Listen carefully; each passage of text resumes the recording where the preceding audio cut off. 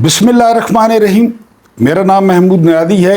अस्सलाम वालेकुम वरहमतुल्लाहि वबरकातुहू।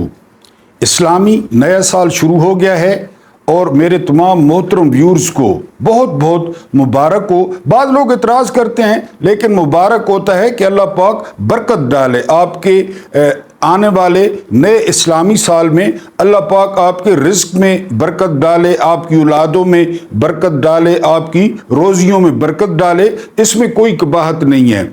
हसन निसार साहब बहुत मोहतरम हैं और बहुत सीनियर जो है वो सहाफ़ी हैं। उनके पोते ने एक दफ़ा सवाल पूछा था कि अगर कायद आज़म मोहम्मद अली जिन्ना को पाकिस्तान बनाना था तो अमेरिका में क्यों नहीं बनाया। और तीसरी दुनिया का यानी हमारा मसला क्या है, वो शख्सियत परस्ती है, वो बुत परस्ती है या वो कब्र परस्ती है। ये आज इंशाल्लाह हम डिस्कस करेंगे। लेकिन सबसे पहले हम जिक्र करेंगे अरशद शरीफ साहब का।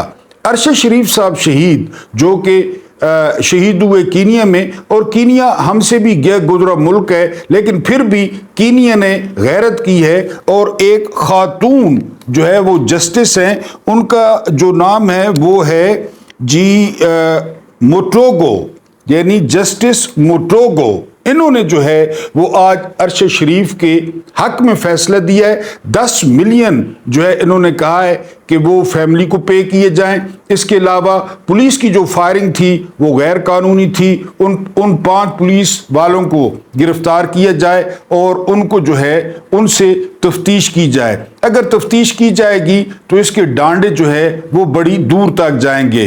उन्होंने इसको इंसानी हकूक़ की खिलाफ वर्जी करार दिया। बहरहाल वो जो जस्टिस थी वो पाकिस्तानी अदालतों पे हस्बे मामूल वो नंबर ले गई, क्योंकि अरशद शरीफ साहब अपने शहीद होने से पहले दरवाजे खटखटाते रहे।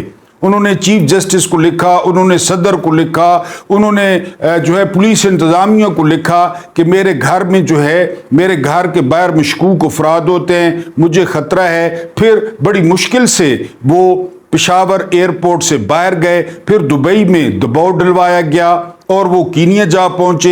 ये सारा कुछ कौन कर रहा था, ये एक दिन सामने आ जाएगा। मैंने आपको बताया है कि ये चीज़ें छुपी नहीं रहती। और फिर ये ARY पे डालने की कोशिश की गई।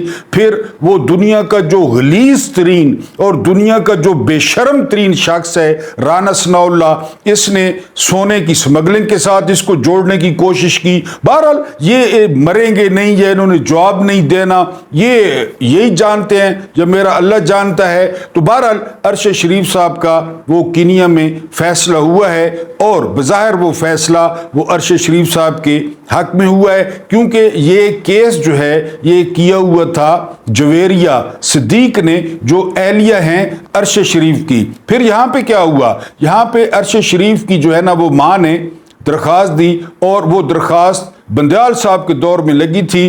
उस दरख्वास्त में जिन लोगों के नाम FIR में शामिल करने के लिए कहा गया था वो बंदयाल साहब ने पढ़े, फिर साथ वाले जज को दे दिए, फिर उसने पढ़ के साथ वाले जज को दे दिए, और इस तरह फिर चिरागों में रोशनी न रही। फिर आपको पता है यहाँ पे, क्योंकि उस दरख्वास्त में बाजवा का नाम था, उस दरख्वास्त में और बहुत सारे नाम थे कि ये लोग जो है वो मेरे बेटे के कत्ल में बिल वास्ता इनका हाथ है, इन्होंने मेरे बेटे को मुल्क छोड़ने पर मजबूर किया।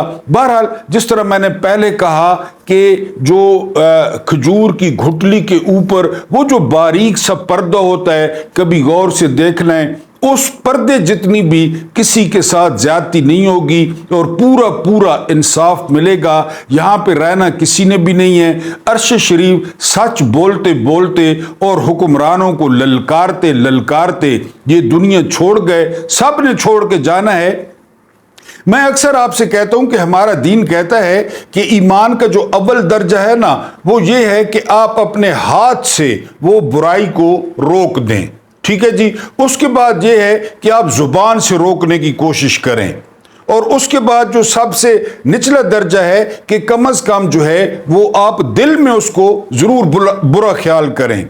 یعنی میری وائس پہ آپ اعتراض کرتے ہیں نا کہ میں پیسمسٹ ہوں، تو میں آپ کو جو جائزہ ہوتا ہے وہ آپ کے سامنے پیش کرتا ہوں۔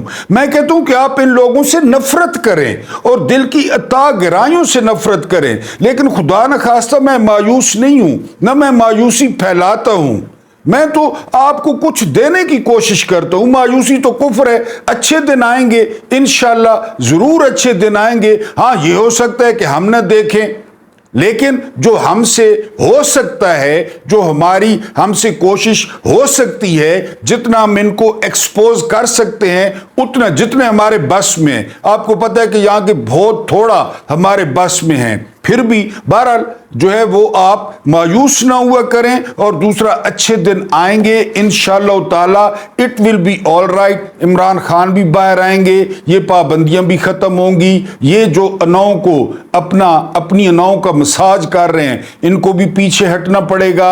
بہرحال ہاں یہ ہے کہ آپ کے سامنے جائزہ رکھتا ہوں کہ یہ کچھ ہو رہا ہے۔ ابھی جس طرح عرش شریف کے ساتھ کینیا کی عدالت نے کیا، وہ یہ بڑبولا چیف جسٹس، یہ بڑا ششکے والا چیف جسٹس، اس کی تو غیرت نہیں جاگی، اس کے پاس بھی پڑا ہے کیس قاضی فائدی صاحب، اور یہ کیس جو ہے وہ درج ہوا تھا بندیال کے دور میں، تو قاضی فائدی صاحب وہ اس نظام کا بھاگ بھاگ کر خدمت کر رہا ہے، وہ کیس تو اس نے نہیں لگایا۔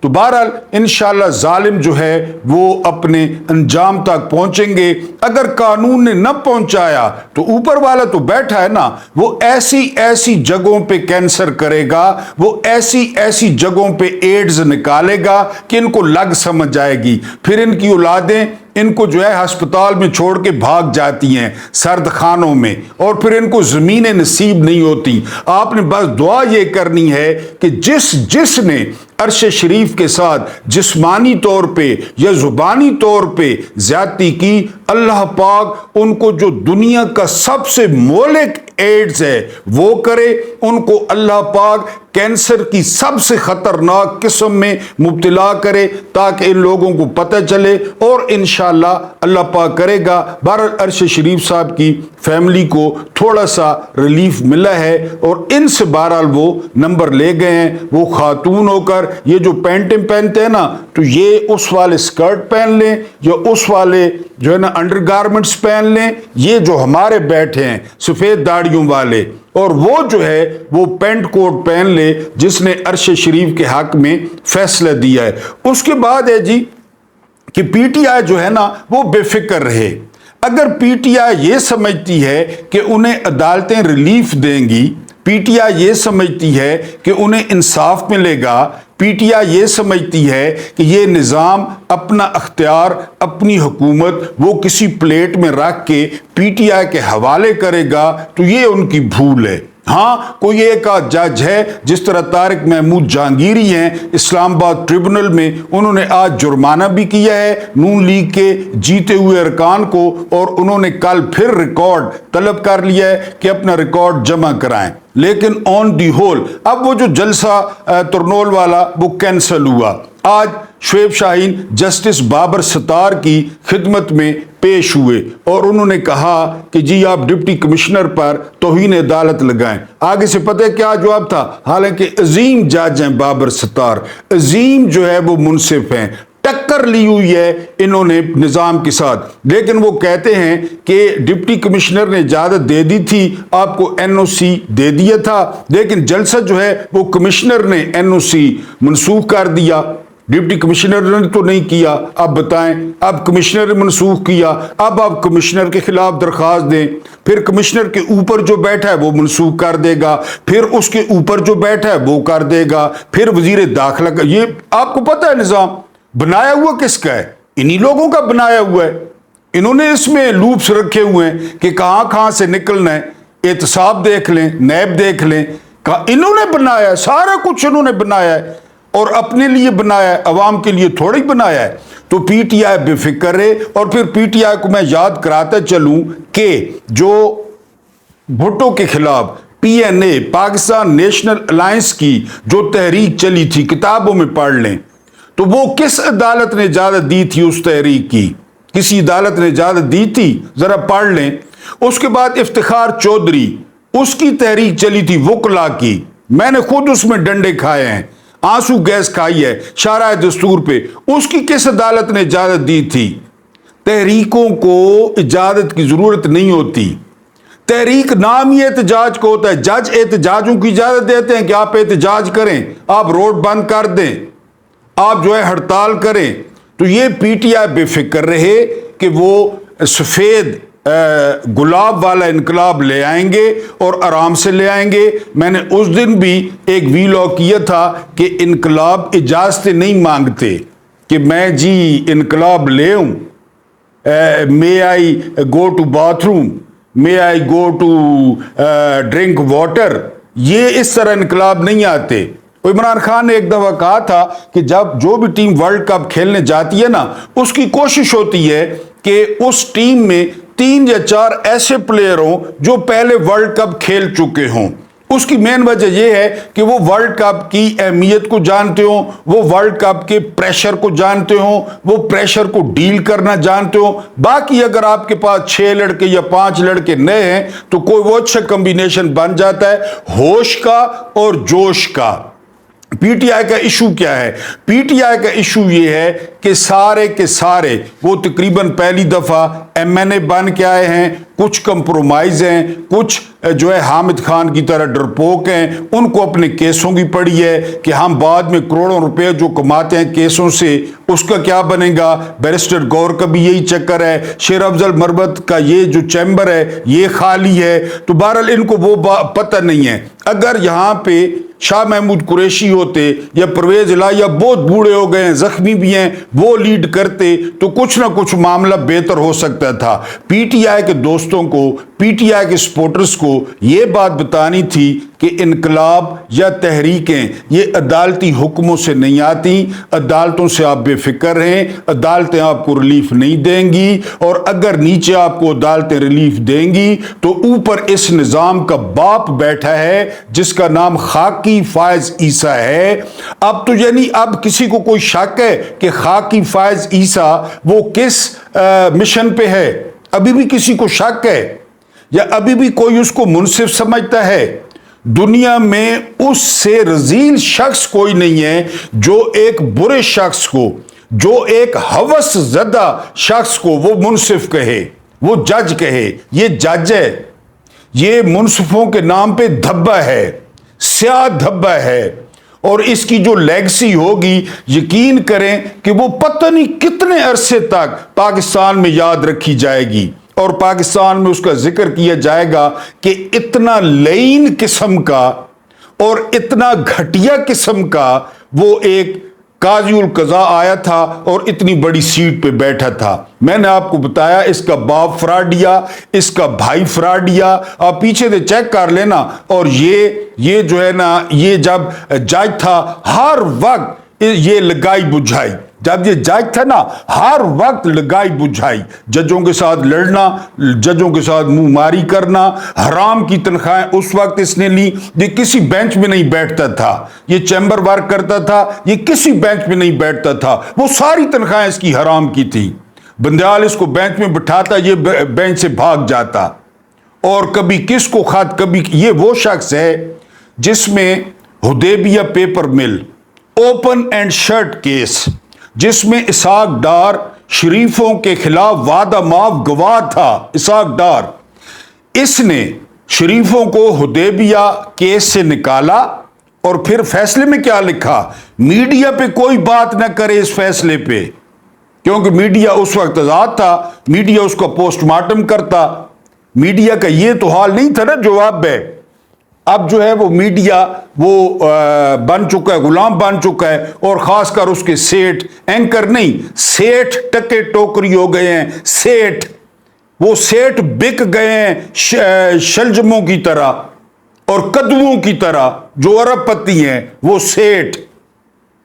تو اس نے پابندی لگا دی کہ اس فیصلے پر ڈسکس ہی نہ کریں کہ کیوں جی آپ نے شریفوں کو نکالا۔ پھر شریفوں نے جب اس کے خلاف ریفرنس آیا، شریف میدان میں آ گئے، انہوں نے صاف بچا لیا اس کو ریفرنس سے، اس کی لندن والی جائیدادوں سے۔ تو پی ٹی آئی بے فکر رہے، عدالتوں سے آپ کو کچھ نہیں ملے گا۔ یہ بھی بتا دوں کہ تحریکیں اجازتوں سے نہیں چلتی، اور سب سے اچھا آئیڈیا پھر خود خان صاحب نے فلوٹ کیا ہے، وہ ہے بھوک ہڑتال والا۔ اس آپشن پہ غور کریں، اندر خان صاحب بھوک ہڑتال کریں، باہر آپ لوگ کریں، کے پی کے میں علی امین گنڈاپور کرے، پھر اس حکومت کی جڑیں ہل سکتی ہیں۔ لیکن یہ نظام بالکل جس طرح وہ کارڈز ہاؤس ہوتا ہے، جو وہ تاش کے پتوں کی طرح یہ بکھریں گے، یہ بھی تو اس طرح نا، جب یہ بکھرے نا، یہ تاش کے پتوں کی طرح بکھریں گے۔ اب میں آپ کو بتاتا ہوں کہ ایک جو ہے وہ اصطلاح استعمال ہوتی ہے فرسٹ ورلڈ، امریکہ، کینیڈا، فرانس، برطانیہ، سوئٹزرلینڈ، ایک ہوتی ہے تھرڈ ورلڈ، تیسری دنیا، جس میں ہم ہیں، جس میں افریقی ممالک ہیں، جس میں عرب ممالک ہیں۔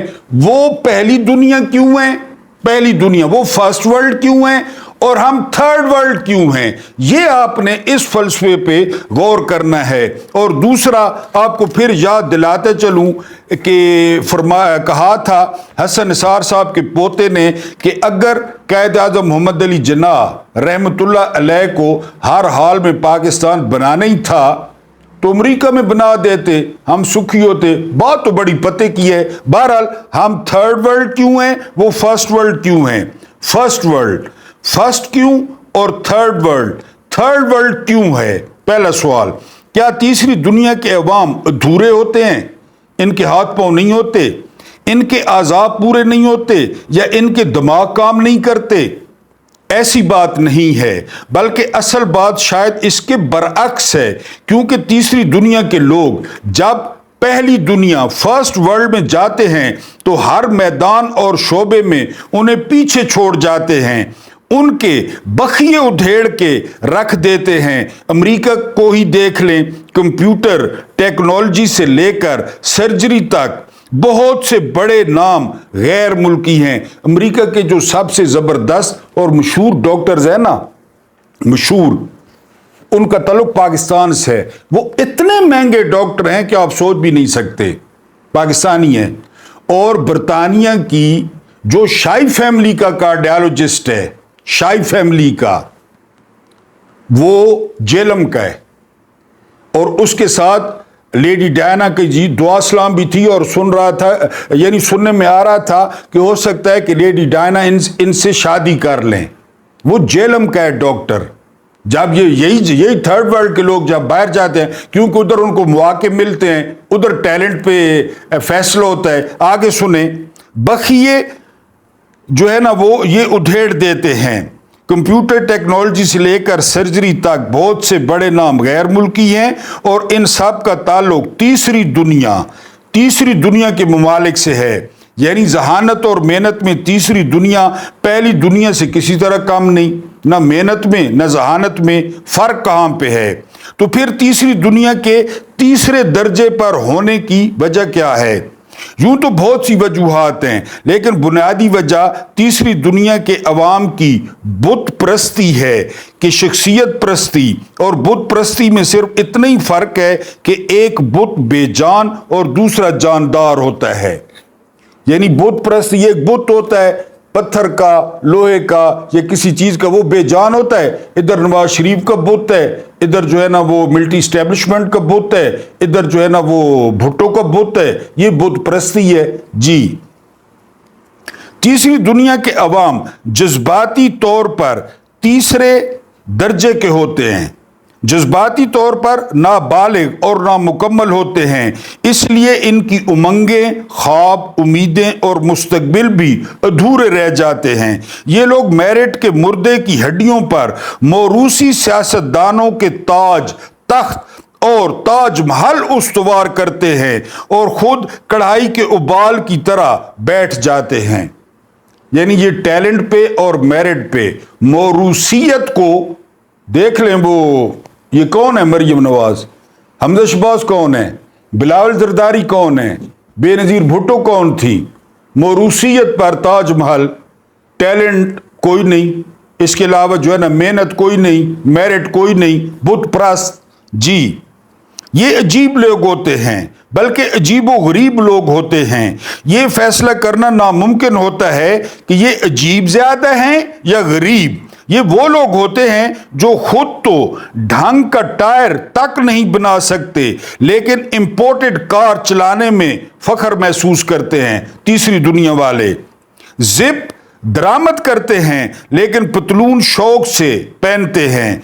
एयर कंडीशन बना नहीं सकते, लेकिन एयर कंडीशनड कमरा इनका ख्वाब होता है या ख्वाबगाह। ये हमारे मसाइल हैं। चलो यहां तक भी काबिल बर्दाश्त है, लेकिन इनकी नाकाबिल बयान और नाकाबिल बर्दाश्त तबाही का सफर वहां से शुरू होता है जहां इनके नस्ल दर नस्ल कायदीन की कब्रें या मज़ार होते हैं। ये मसला है, कायदीन की कब्रें, गड़ी खुदा बख्श, मज़ार। जी, इक़्तिदार से तख्तेदार की तरफ आहिस्ता आहिस्ता रेंगते हुए भुट्टो का यह बयान बहुत मानी खेज था कि कौमाज में है, मैं कब्र में लेट कर इस मुल्क पर हुकूमत करूंगा। ये भुट्टो ने कहा था। भुट्टो जानता था कि तीसरी दुनिया के अवाम तीसरे दर्जे की जज्बातियत का शिकार होकर खुद अपने मुस्तकबिल के शिकार पर रवाना हो जाते हैं, खुद अपने मुस्तकबिल का शिकार करते हैं। मौरूसियत में, जज्बातियत में उसको पता था मेरे बाद मेरी औलाद, और आपने देखा जी खौफनाक और इबरतनाक मिसालें मौजूद हैं, लेकिन तीसरी दुनिया के अवाम सबक सीखने से इनकारी हैं। हम कोई सबक नहीं सीखते। जी, नेहरू की औलाद से लेकर मार्कोस की बेवा तक, सुई कारनों की बेटी से लेकर जनरल इरशाद की बेवा तक और शेख मुजीबुर रहमान की बेटी तक, ये सारी जो है ना, जुल्फकार अली भुट्टो से मोहतरमा बेनज़ीर भुट्टो तक, ये सब क्या है बताएं? कब्र परस्ती, शख्सियत परस्ती।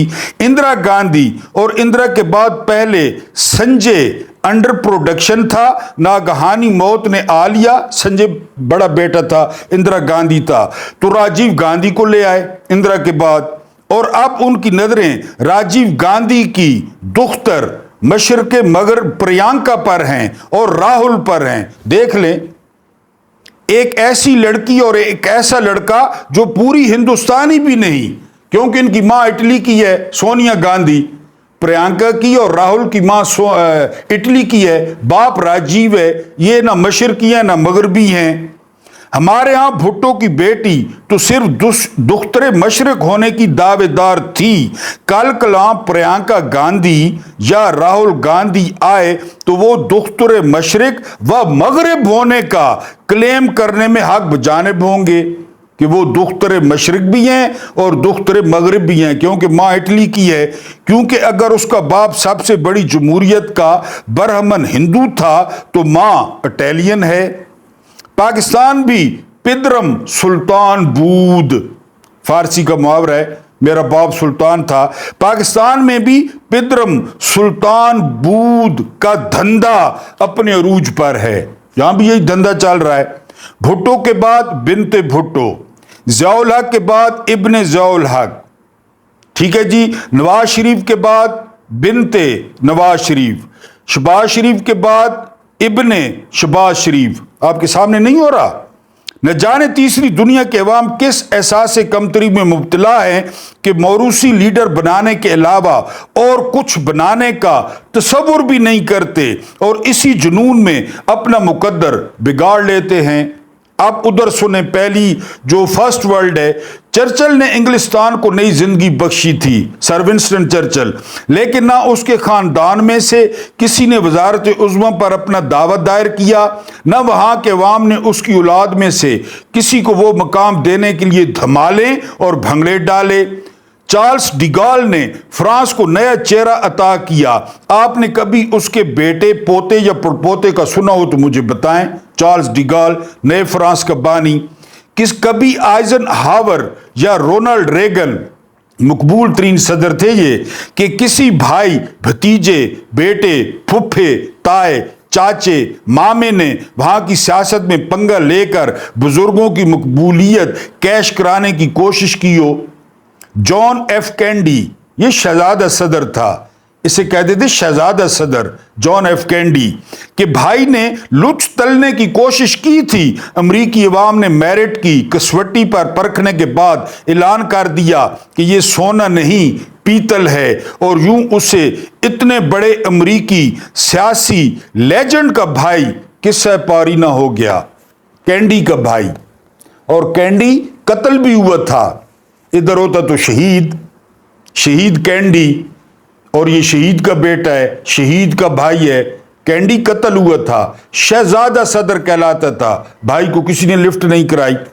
जी, यही बुनियादी फर्क है पहली दुनिया और तीसरी दुनिया में, कि पहली दुनिया के नजदीक पहली बात मेरिट है, पहली दुनिया पहली बात मेरिट, और तीसरी दुनिया के लिए पहली बात बुत प्रस्ती, दूसरी बात शख्सियत प्रस्ती, और तीसरी बात कब्र प्रस्ती है। वरना पाकिस्तान के सियासी मंजर पर मौजूद अक्सर शख्सियात का जवाब क्या है? ये क्यों फिर रहे हैं सियासत में?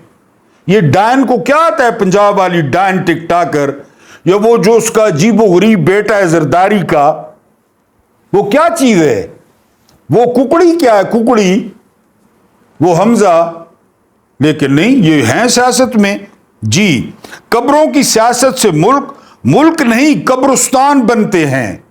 कब्रों की सियासत करेंगे तो कब्रिस्तान बन नहीं चुका। शजरों की सियासत का अंजाम शर्मनाक होता है। देख लें, तीसरी दुनिया के अवाम जिस तीसरे दर्जे की अजियत से गुजर रहे हैं, उसकी ज्यादातर जिम्मेदारी खुद उनके अपने कंधों पर आयद होती है। कल अगर मैं इलेक्शन लड़ूं ना, आप लोग हंसेंगे मुझ पे, ये कहां से आ गया लुगड़, ये क्यों इलेक्शन लड़ रहा है?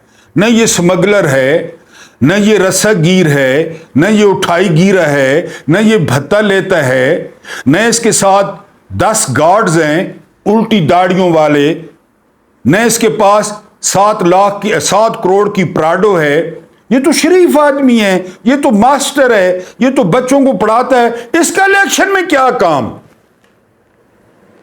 मौलाना मौदूदी को फील्ड मार्शल अयूब खान ने कहा था कि मौलाना, मुझे इस बात की समझ नहीं आती कि मौलवियों का सियासत में क्या काम है।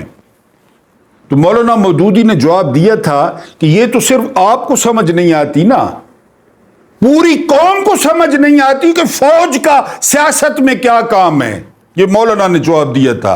आगे फिर मौलाना मौदूदी थे, मंतक के बाप, कि पूरी कौम को समझ नहीं आती फौज का क्या काम है सियासत में। मैं इलेक्शन लड़ूं ना, मुझ पर हंसेंगे लोग कि यार ये शहबाज शरीफ का रिश्तेदार ही नहीं है, ये नवाज शरीफ का कुछ भी नहीं लगता, और ये शरीफ आदमी है, इस पे कोई पर्चे नहीं है, तो कौन जिम्मेदार हुआ फिर? रोना पीटना किस बात का? आप भी प्राडोस देख के वोट देते हैं, मैं भी प्राडो देख के वोट देता हूं। आप भी उल्टी दाढ़ियों वाले गार्ड्स देख के वोट देते हैं, मैं भी उन्हीं को देख के वोट देता हूं। तो जिम्मेदार हम खुद हैं। बहरहाल खुद उनके अपने कंधों पर आयद होती है, इन कंधों पर जिन पे इब्ने फलां और बिनते फलां को बिठाकर वो इक्तदार तक पहुंचाते हैं, और फिर खुद हाथ मलते रह जाते हैं। मायूस होने की जरूरत नहीं है। It will be all right इंशाअल्लाह ताला, बेइज़्निल्लाह अच्छे दिन आएंगे। एक बार फिर नया इस्लामी साल मुबारक। अल्लाह पाक आप लोगों को आसानियां अता फरमाए पूरे साल के लिए। अल्लाह पाक आपको आसानियां बांटने की तौफीक अता फरमाए पूरे साल के लिए। अल्लाह पाक आप लोगों की रोजियों में बरकत डाले पूरे साल के लिए, और अल्लाह पाक आप लोगों के दस्तरखानों को लंबा चौड़ा कर दे पूरे साल के लिए। मुझे बर्दाश्त करने का बहुत बहुत शुक्रिया।